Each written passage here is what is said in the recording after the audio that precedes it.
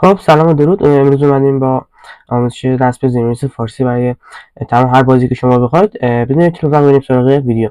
خب میرید اون سایتی که میخواید اون بازی رو نصب سیمینس نصب کنید پیدا میکنید. هر سایتی که داشت میزنید دانلود بازی مثلا فلان ایکس. من دیسپچ رو خواستم میاد پایین میاد حالا یا دوست دارید یا یکی لینک دانلود داره دانلود با لینک مستقیم برای دیسپچ اگه خواستید دانلود کنید نکسوس گیم ببینید تمام جملات خود بازی رو ترجمه کنه فارسی نگار ویرای شده و سانسور شده شه. دقت کنید چی میگم.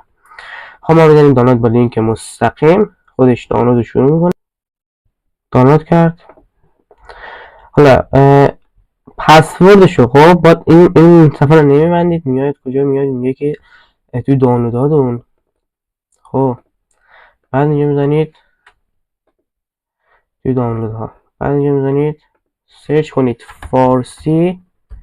خب دیگه اون میاد فارسی ساز. بعد کپی میکنید میاید بیرون میاید یه جایی حالا میخواید پوشه رو درست کنید یه پوشه درست میکنید نیو فولدر میزنید بعد وارد میکنید بعد کپی میکنید پیست میکنید بعد اینجا روش اسکلت اکسترکت هیر یعنی اینجا میخوام اکسترکت چه اینا رو میاره می دیسپچ فارسی اس اگزیت رو میزنید دانلود میکنید. خب حالا ببینید چی میگم.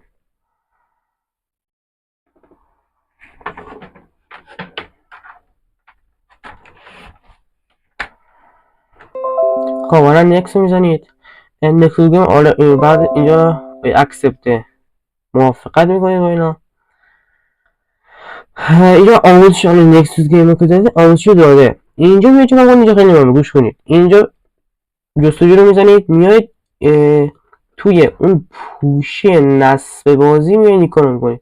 حالا خودش پیدا کرده پوشه نصب بازی توی درایو سی بوده توی فایلا و دیسپچ. اینجا اوکی رو میزنید و نکس رو میزنید. نکس دانلود میشه. خب الان من چون دانلود کردم دیگه کنسل میزنم و بدون هیچ کار اضافه ببینید اینجا بود دیگه. اینا فایل الان دانلود شده. بدون چیزای بازی رو چیزی کنید اگه به صورت پیش فرض باشه اجرا میشه. اگر یک بار هم بازی رو اجرا نکرده باشید اگر بازی رو اجرا کرده باشید میرید تو ستینگ توی لنگویج و زبانتون رو میذارید به فارسی. ممنون که همراه ما بودید. لایک و دنبال کردن یاد نره. خدا نگهدار. ممنون. خدا نگهدار.